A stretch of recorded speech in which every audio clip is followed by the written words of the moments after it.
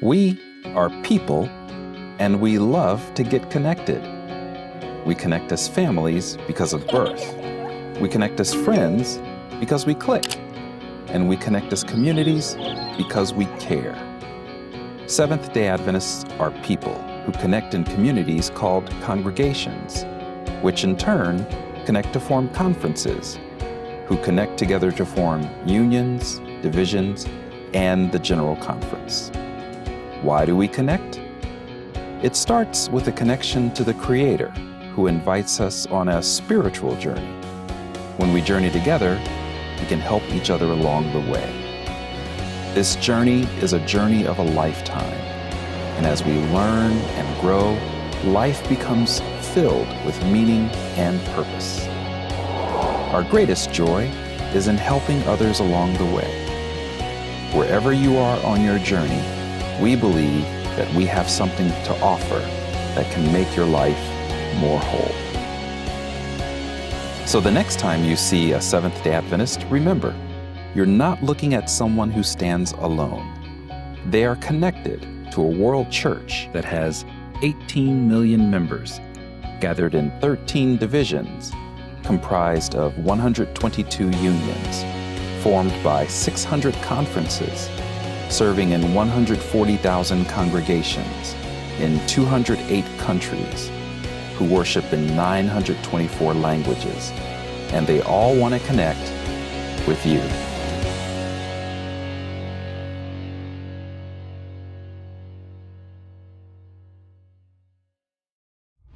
Abuse, poverty, separation, hopelessness. These are some of the problems besetting the modern Filipino family. Is there any hope for our country's 26 million homes? There is hope for every home with Health and Home. But in 2021, Health and Home only reached some 56,000 subscribers. That means around 25,944,000 homes have yet to hear about Health and Home and be introduced to the hope we have in Jesus. Imagine all the families enduring hopelessness when help is just in our hands. Imagine if all 250,000 Adventist families start subscribing, sharing, or even selling our own Adventist magazine. Yes, with your help and support, and with God's blessing, you and your family can bring hope to every home. Join us in reaching 1 million homes. Let us go! Reach 1 million Health and Home subscriptions. For every home, Health and Home. Health and Home for every home.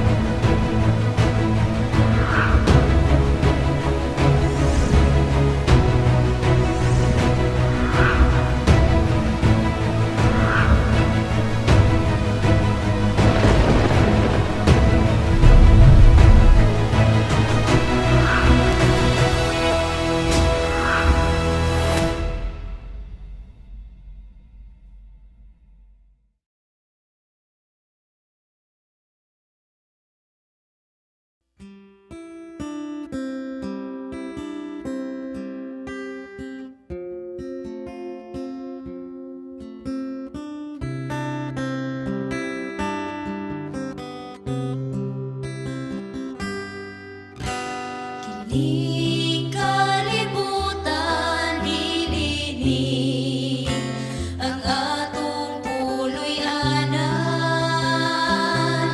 kay ako usa kanumalabay lamang.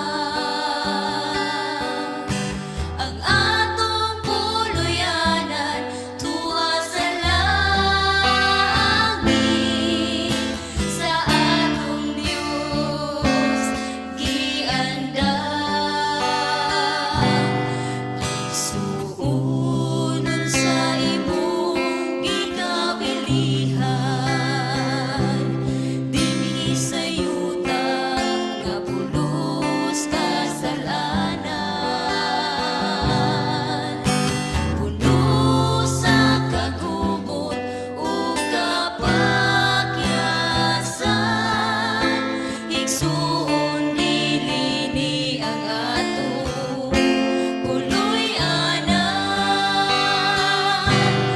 Ato ta sa langit nga nandang puy-an, diin wala na'y kasakit nga atong matagamtam.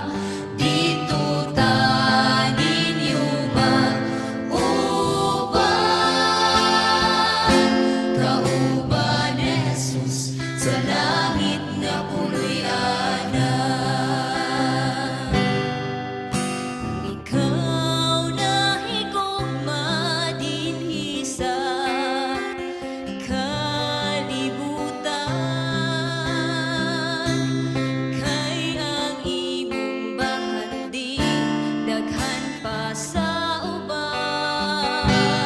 Igsuon sultihan ko ikaw, biyain ang tanan, ug magtigom tagbahagi dito sa langit nga puloy-an. Ato ta sa langit nga nandang puy-an, diin wala na'y kasakit nga atong matagamtam.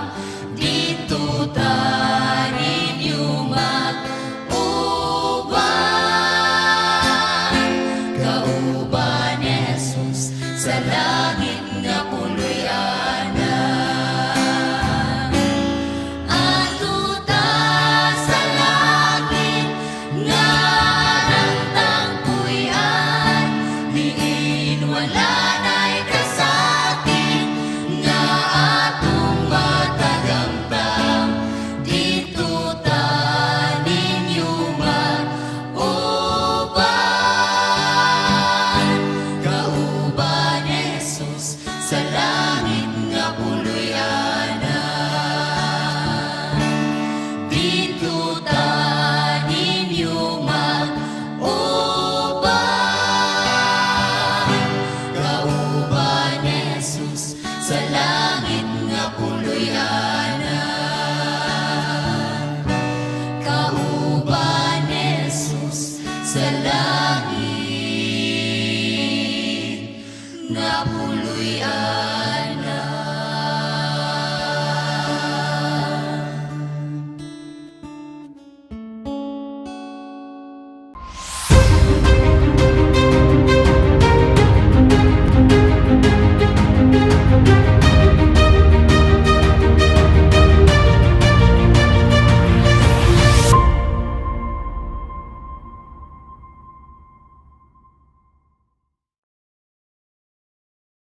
Mayong gabi tanan. Ani-ano sab kita ni ining ato ang ikatulo nga gabi sa ato ang paghisgot ni ining programa, ni ining nindot kaayong pagtuon nga giuluhan the invitation. Sa dili pa ko mopadayon buot nako hangyoon ang tanan.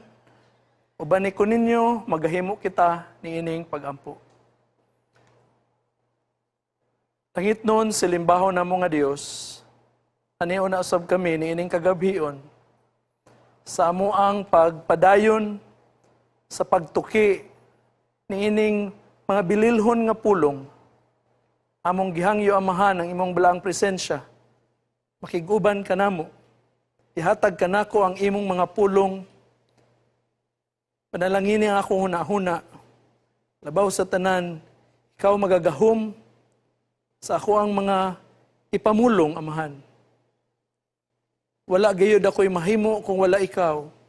Busa ni ining kagabion, ako nagasangpit diha kanimo. O mapanalanginan usab ang mga katawhan nga padayon nga nagapamati, nagasubaybay niini maong programa.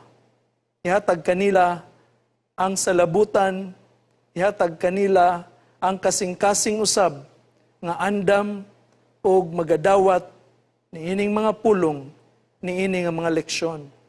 Tabangi og kaluy kaming tanan, kini among gipaabot diha kanimo sa ngalan sa imong bugtong anak nga si Jesucristo.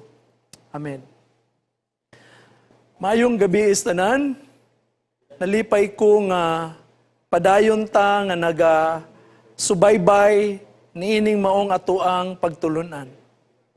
Karong kagabion ang uluhan niining atoang presentation nagkanayon, take my yoke upon you and learn from me. Unsa man ato ang hisgutan niini?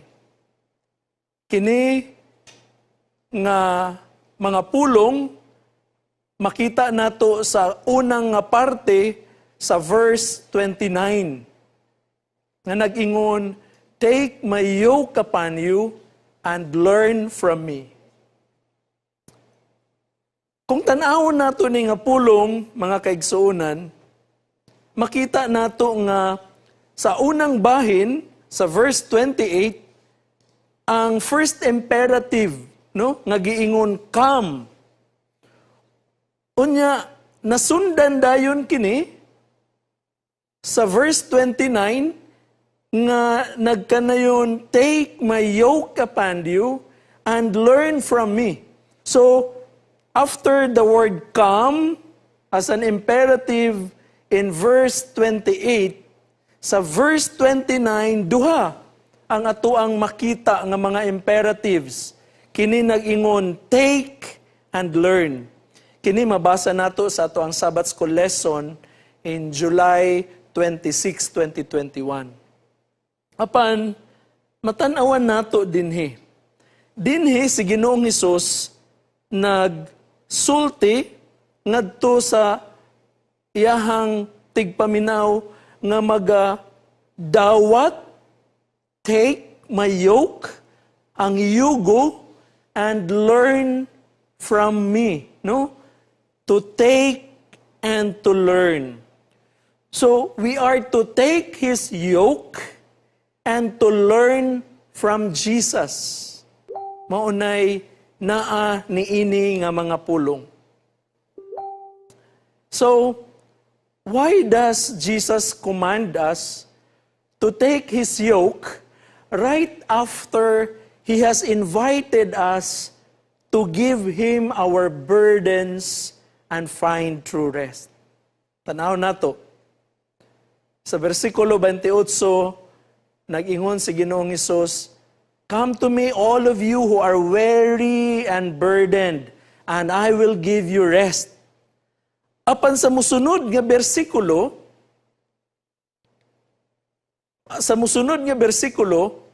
makita nato nga nagsulti siya nga take my yoke upon you and learn from me. Abi ba nako makapahulay nako?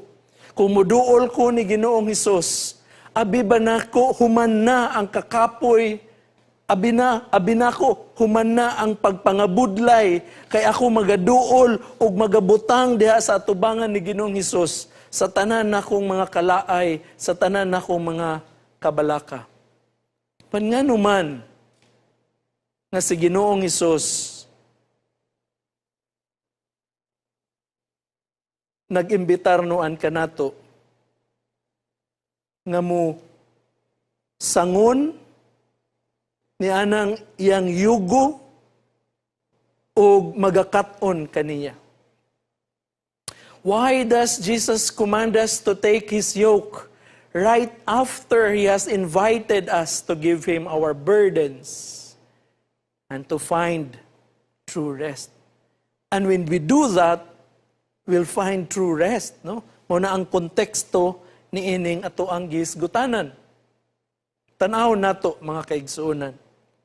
But nako dalon kitang tanan ni ining nahasulat sa Desire of Ages, page 329, paragraph 2 nga nag-ingon. Take my yoke upon you, Jesus says. The yoke is an instrument of service. Dinhi kung tan-awon nato ang cattle nga gigamit dinhi sa maong ilustrasyon,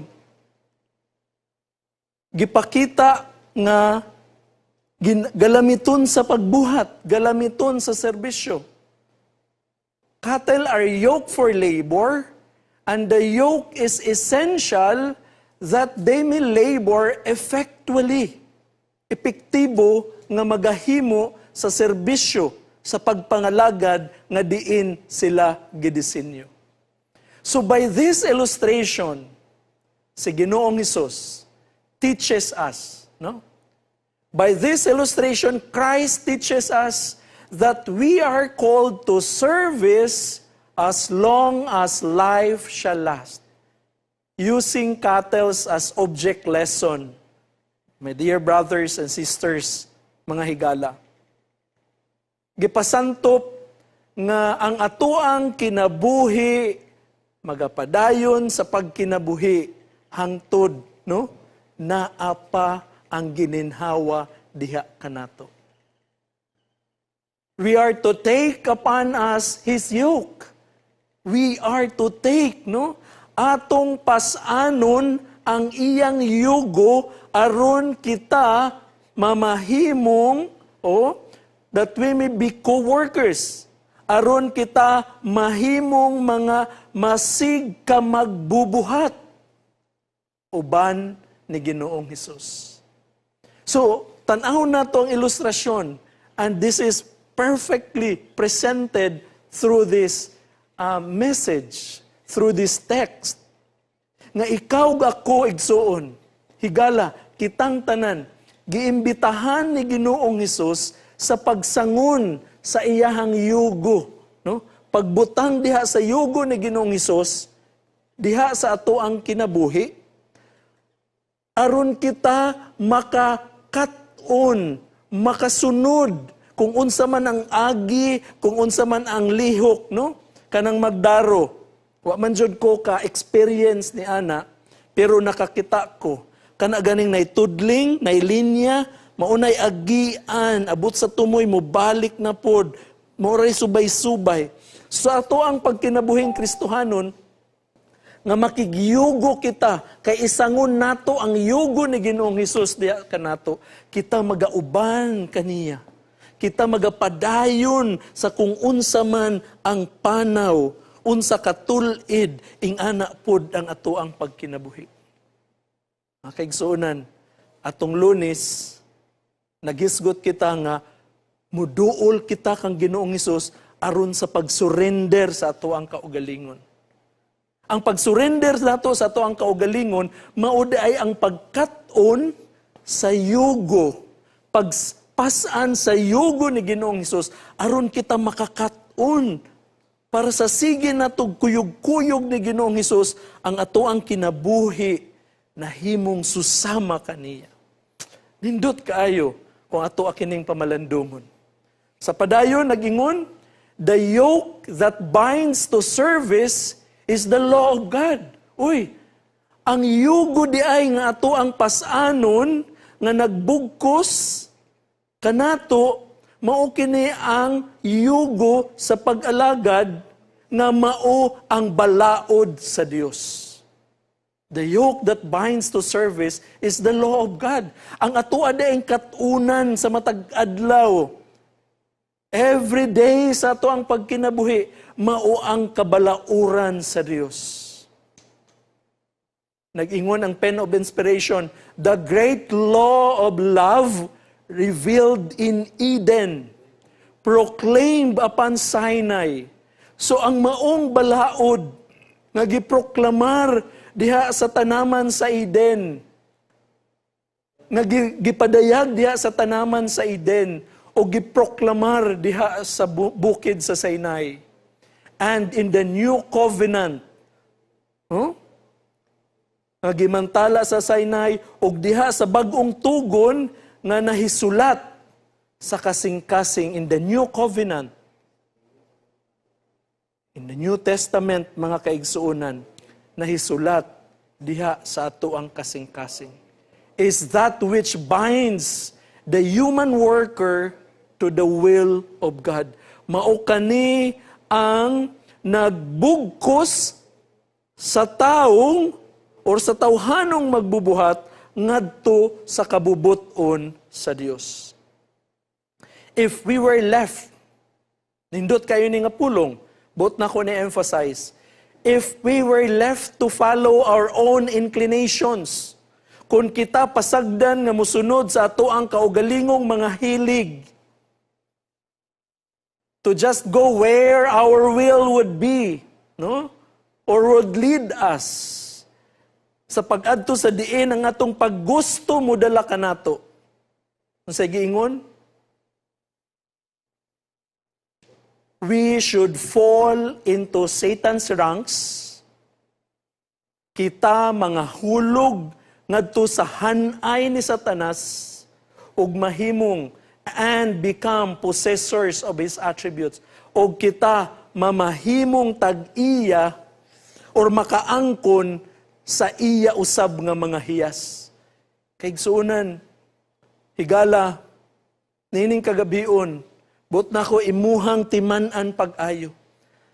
Ang atuang pagsunod ni Ginoong Hesus, pinaagi sa pagsangon or pagpasaan ni anang yugo, gadala ka nato to safety. Nagdala natog protection, nagdala nato og kadaugan. Kay kita mamahimong naa sa hanay sa Dios. Ang pagbiya ni ana, ang pagsalikway ni ana, magadala nato ngadto sa hanay or sa hugpong sa kaaway, o kita magaangkon sa mga hiyas or character traits ni Satanas, mga kaigsuonan. But nako nga kining ato ang paghisgot, tan-awon nato sa perspektibo nga diin gamitan nato sa padayon ang lente, no? Gigamit na nato ni since the first night, we're using psychology as a lens. Tungod kay kini nga invitation is a journey towards integration, mental health integration. Mamaayo ang ato ang panghuna-huna, mamaayo ang ato ang pisikal nga panglawas, ug kita mamahimong magmadaugon diha ni Ginoong Hesus. So I would like to use this particular study, living the vow of religious obedience, as seen through a psycho-spiritual lens. Sumala sa abstract ni ini. This study examines obedience as an act of the mind, heart, and will of the person, where one seeks to conform his will to the mind of Christ, the obedient Son. So kaning artikulo, ga-explore sa usa ka kanang aspeto sa ato ang kinabuhi nga ginatawag psycho-spiritual. Sa diin ang usa ka relihiyoso nga tawo, I'm talking to a religious person who commit himself, nagakomitar, nagahatag siyang kaugalingon ngadto sa Dios, ngadto sa buhat sa Dios, no? We're talking actually of the religious, the priests and the brothers. Pero ginamit ang maong artikulo, masabta nato unsa ka mahinungdanon di ay ang obedience, ang pagkamatinumanon diha sa kabubuton sa Ginoo. According to this article, no,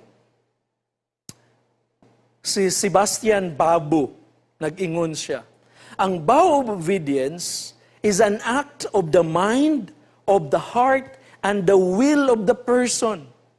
Ingon siya, with the vow of religious obedience, we offer God the homage of our will, which is the principal faculty, meaning ang atuang pagsimba, ang atuang pagpangalagad, ginamit ang atuang huna-huna nga mao ang principal faculty, pinakalabing importante. So obedience is an act of faith in God and overturns human pride in its very roots. No, ang pagkamasinugtanon, buhat sa pagtuo diha sa labawng makagagahom. O kini magatanggal, magabali sa kanang human pride in its very roots. Diha sa pinakatinubdan kining garbo nga naa sa tao. In order to complete obedience, na ako no'y kinahanglan ma-involve kini mao ang mind, heart, and the will of the consecrated person. So, in order to be complete, obedience must necessarily involve the mind and the will, the heart and the will. So, kung moingon kita, obedience of the mind involves understanding the meaning, the purpose.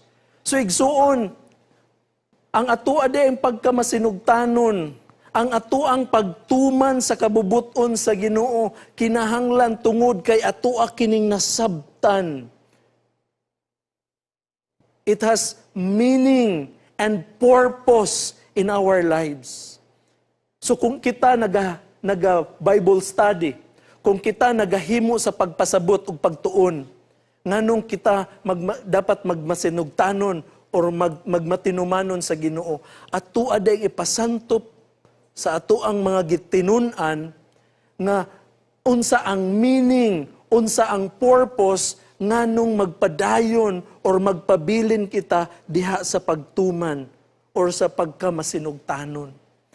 Kay kinahanglan ang obedience of the mind. The mind must be present. Kay kung dili na nimo masabtan, mo ning mga bata or kaning mga bag-o natong gi-Bible studyhan, hangtod dili na nila masabtan ang kinauyukan nganong kinahanglan mutuman sa mga balaod, kabalauran sa Ginoo. Nganong mutuman sa prinsipyo sa pagkinabuhi sa usa ka Kristohanon. Kay kung dili na nila masabtan ang meaning and purpose, dili nila ma-appreciate ang pagtuman. No? Next, obedience of the heart. This involves bringing love to the task. Ang pagtuman daay mga kaigsuunan or ang pagpabilin diha sa pagkamatinumanon kay tungod gidala nimo ang gugma diha sa imuhang pagpangalagad. Kung nangalagad ka kay nahadlok, kung nangalagad ka tungod kay walay choice, murag mawala ang tinuod nga esensya sa obedience. Kay nganuman, obedience of the heart must involves bringing love to the task. It is to be loved because it is the will of God. So sa ato ang pagbuhat, di ba? Sa ato ang panimalay, lami kaayo ang ato ang mga pagbuhat, pagpangalagad, kay nahigugma ta sa ato ang mga anak, munang ganahan ta magtrabaho, bahalag kapoy, bahalag lisod, nahigugma ta sa ato ang kapikas kinabuhi, bahalag kapoy, lisod mo matas kaadlawon, pero kay mangiskwela ang mga bata, mulakaw trabahoan ang ato ang kapikas kinabuhi, mumatata, o gidala na to ang gugma. Dili kay magsigi kag moryo niya, yaw, kapuya, anay, oy, wako'y choice, mauna lang niya ako ang buhaton. But no, it's not obedience. Obedience must involve the heart, bringing love to the task.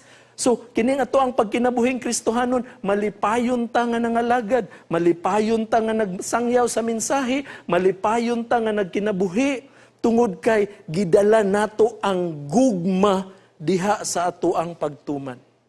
And finally, obedience of the will. This involves accepting one's duty with full consent and full docility. Ang pagdawat sa imuhang kaakuan nga puno sa imuhang pagtugot. Na kay pagtugot, wala ka gipugos. Wala ka nga giharas aron mutuman. No, it's not. Because obedience of the will involves pagdawat sa imuhang kaakuan, elder sa iglesia, diakono sa iglesia, secretary, treasurer sa iglesia, or department head sa nagkadaiya nga departamento diha sa tuang iglesia. Gidawat nato na nga tahas na akay pagtugot, na ay imuhang will dinha sa imuhang pagdawat. And that becomes an obedience of the will. No?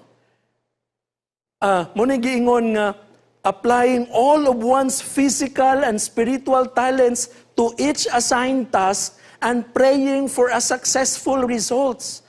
No? Gidawat kung unsa man ang nagkadaiyang bahin o gaampo nga mahimong successful ang resulta sa ato ang mga pagbuhat. Nindot kaayo, no? Mao di ay ni obedience of the mind, obedience of the heart, and obedience of the will. Sa pagpadayon, exploring the same study, no? Living the vow of religious obedience seen through a psycho-spiritual lens. Kini, ingon sa abstract ini nga study, it examines closely various forms of immaturities that may be present in the individual which may render living of religious obedience a difficult everyday experience. Uy, pinaagi ni ini nga study, gisaysay nga aduna kuno kitay mga immaturities. Purma sa pagka-immature. Murag di pa linghod. Mura pag kuan pa. Sa maning binisaya sa immature. Kanang dili pa fully mature, no? So, this tanaw nato kay kining mga immaturities nga presente na kanato, maski we are adult in form and substance, we could have these immaturities. O kini mahimong babag sa pagka-masinugtanon or kanang paghatag nato sa ato ang kaugalingon diha sa pagpangalagad. Tanaw na to. Often enough, no, diha sa maong article, often enough, in childhood and early adolescence, the motivating forces behind an act of obedience could be traced to fear, shame, guilt, and idealization. Mauna ang mga porma sa immaturities, diha ka nato, nga mutuman ka, tungod kay na kay kahadlok, na kay kaulaw, unsa nala isulti sa akong isig katao, agoy unsa nala isulti sa ako ang mga kaubanan. Na kay guilt feelings, mauna nga, nagatrabaho ka, nagabuhat ka sa imuhang buluhaton, na dili buo imuhang kasing-kasing, na buhat na nimo kay giawat ra mabayran nako tong akong mga nahimo sa una. It's guilt feelings, and these are sign of immaturities. Because God doesn't require or need that from us. Kaya ang pagpangalagad nato dapat obedience of the mind, obedience of the heart, and obedience of the will. So kung naatay ingon ani nga mga immaturities, no, fear, shame, guilt, idealization, kay maumang gud ning nindot, dapat ingani ni the shoulds, no? We have to be careful mga kaigsuonan. Sa ato ang pagpangalagad kay maumang gud ning dapat ingon ani ni, dapat ingon ani. That's idealization. Mga dapat or the shoulds, no? So kung tan-aw nato dinhi sa maong statement, naatay mga immaturities nga maoy nagtukmod nato sa pagbuhat, dili di ay kinasing-kasing. The child or adolescent obeys for fear of punishment, no? Dili man ta mga bata. Mauna nga ang atoang pagtuman kay nahadlok ta nga ipunish ta. That's something that we have to check. Ang ato bang pagpangalagad tungod kay nahadlok ta nga masugbatas imperno? Mao ba nay hinungdan nga grabe natong pagpangalagad? Igsuon murag mali ang imuhang theology. Buot nako kanang karong kagabi ipasabot nga nakahimo kita niining pagpangalagad out of the grace nga ato ang gidawat ni Ginoong Hesus nga naangkon nato diha sa atong kasing-kasing mo nang nakahimo ta.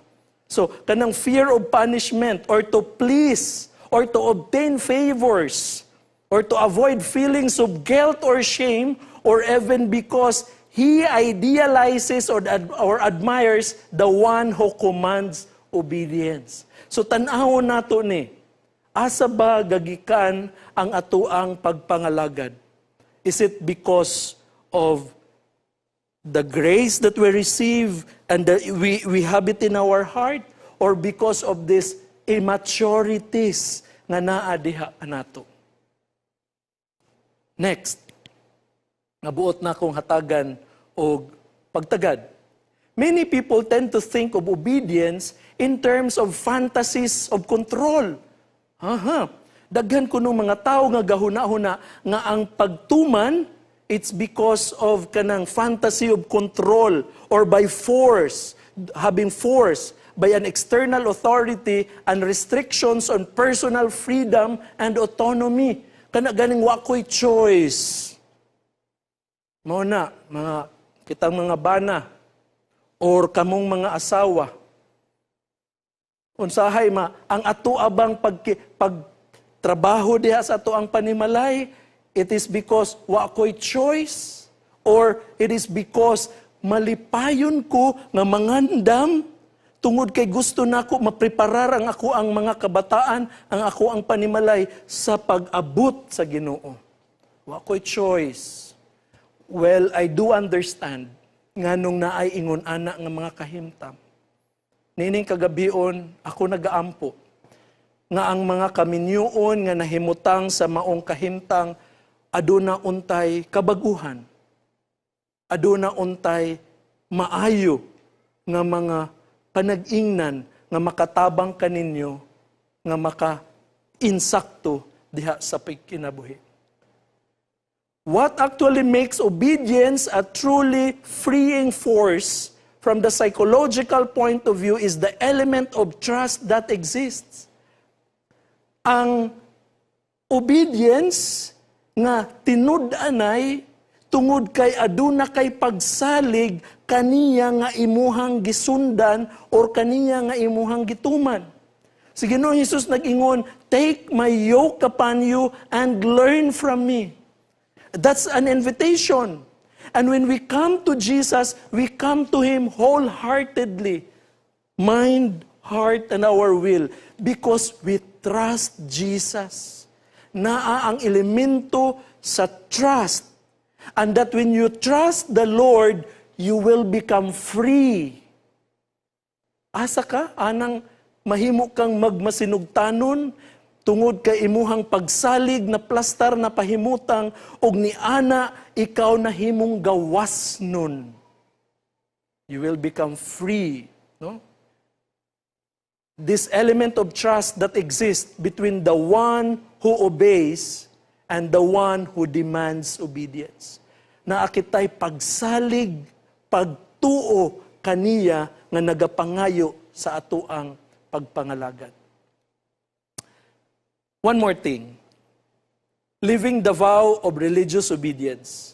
Again, tan-awon nato ni. Finally, ingon sa abstract ni ini nga article, this looks at what makes religious obedience an expression of psychological and spiritual maturity of the individual. Now na to, no? Giingon din a genuine obedience is a human act originating in the will of the person.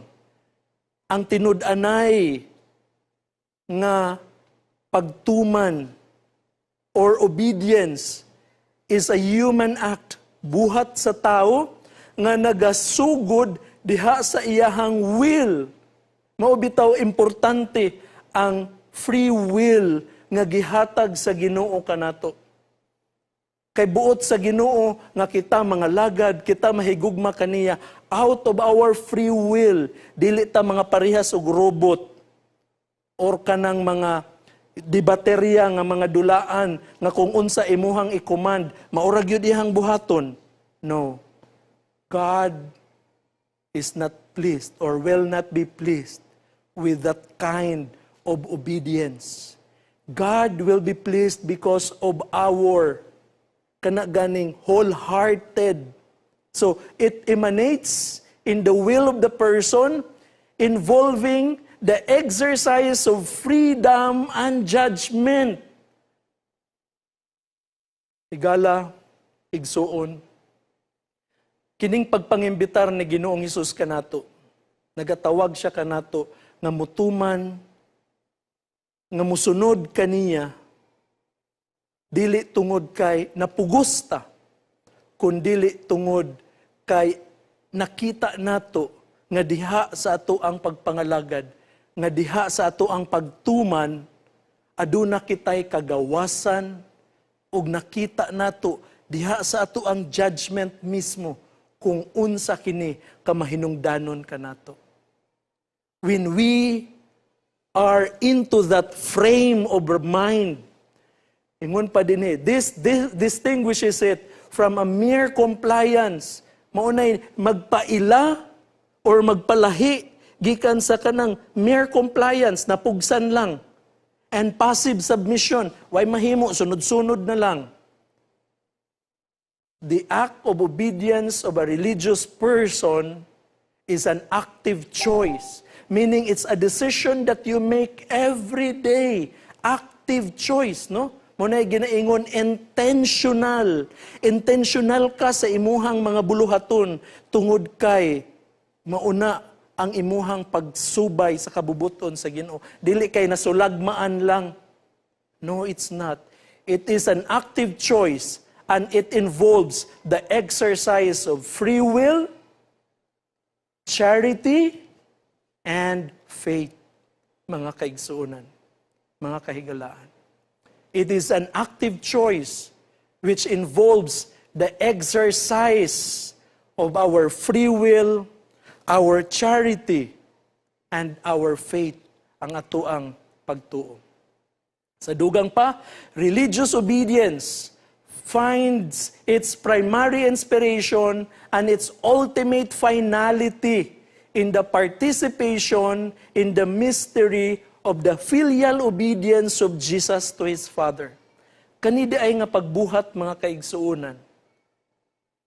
Kaning pagsangon sa yugo, pagdawat nato sa yugo ni Ginoong Hesus is just like Christ's filial obedience. It's a mystery. Nganong ning sugot si Ginoong Hesus nga mudawat sa kamatayon sa cross.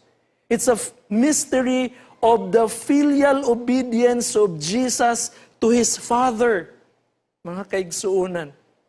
And the same situation is also given to us right now.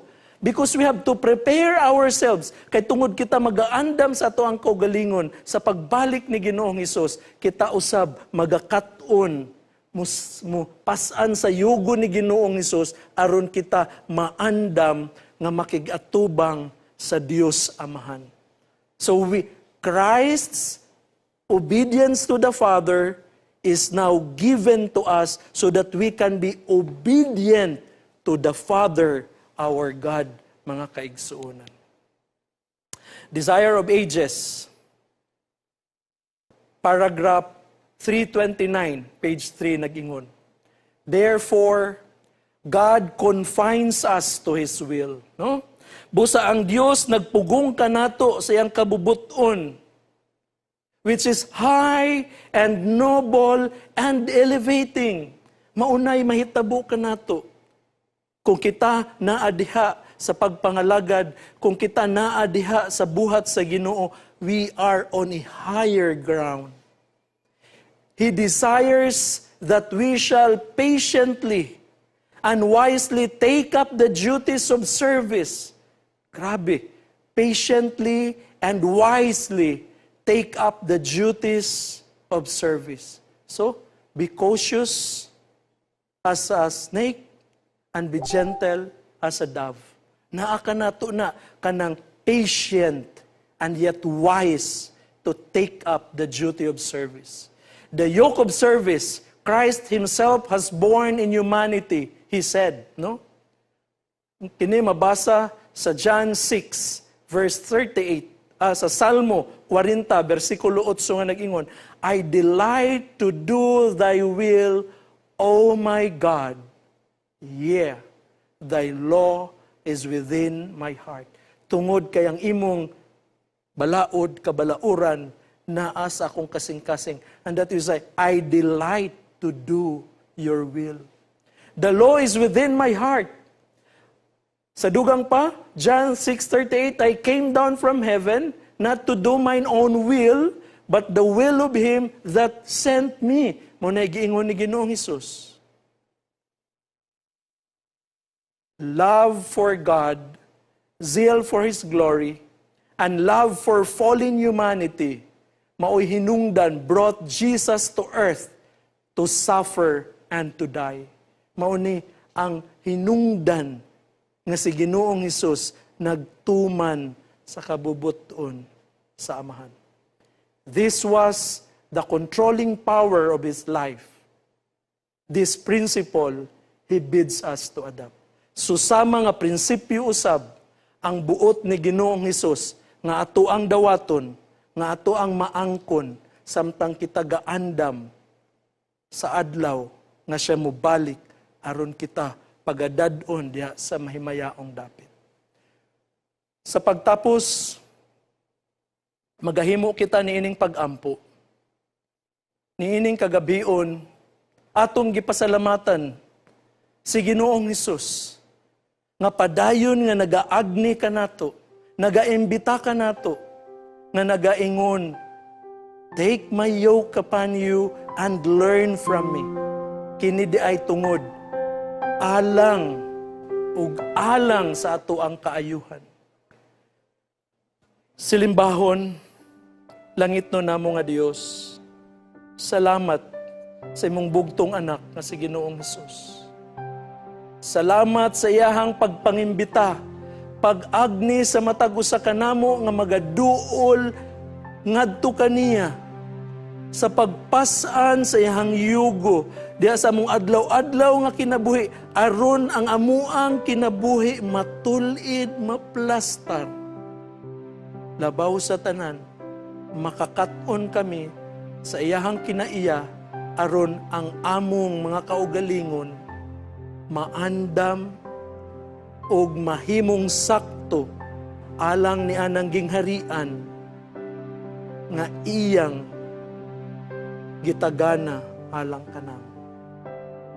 Salamat Amahan, na niining kagabion, imong giabli sa makausapa ang ganghaan sa langit alang kanamo sa pag-abot sa panahon na dihang maandam ang among mga kaugalingon, makauban gyud kami ni anang langit tong puloy-anan uban ni Ginoong Hesus. Ang tanan among gipasalamatan sa ngalan ni Ginoong Hesus, imong bugtong anak. Amen.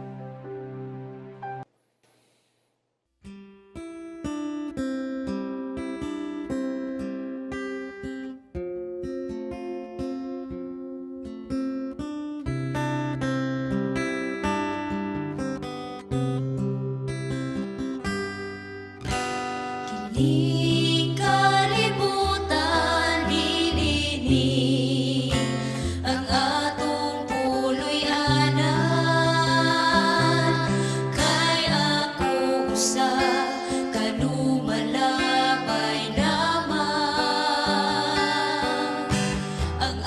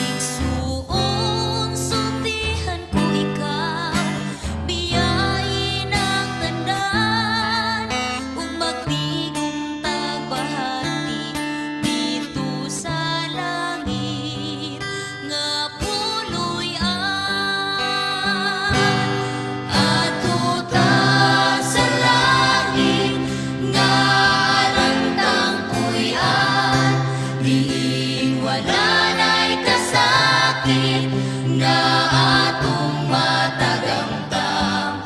Dito ta ninyo mag-uban, kauban ni Jesus sa langit nga puloy-anan.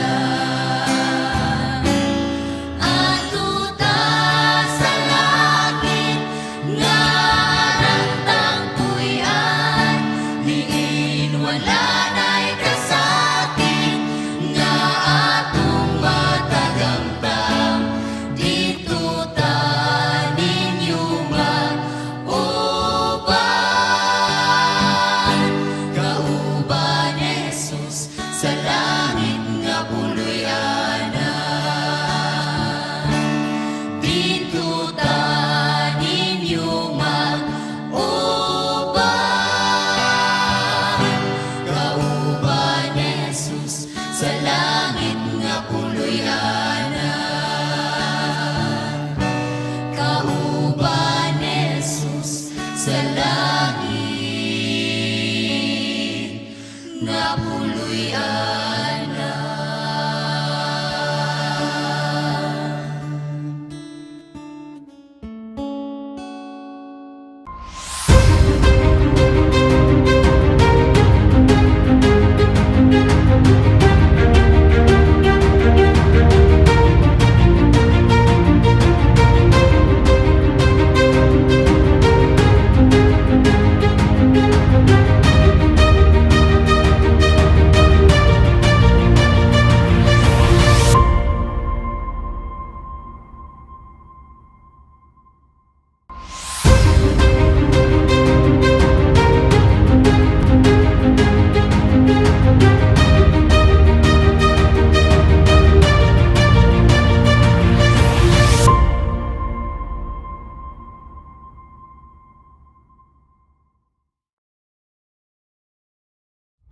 Abuse, poverty, separation, hopelessness. These are some of the problems besetting the modern Filipino family. Is there any hope for our country's 26 million homes? There is hope for every home with Health and Home. But in 2021, Health and Home only reached some 56,000 subscribers. That means around 25,944,000 homes have yet to hear about Health and Home and be introduced to the hope we have in Jesus. Imagine all the families enduring hopelessness when help is just in our hands. Imagine if all 250,000 Adventist families start subscribing, sharing, or even selling our own Adventist magazine. Yes, with your help and support, and with God's blessing, you and your family can bring hope to every home. Join us in reaching 1 million homes. Let us go! Reach 1 million Health and Home subscriptions. For every home, Health and Home. Health and Home for every home. As good food nourishes, delights, and heals, a good read also gives life, brings joy, and fosters healing. Like Health and Home.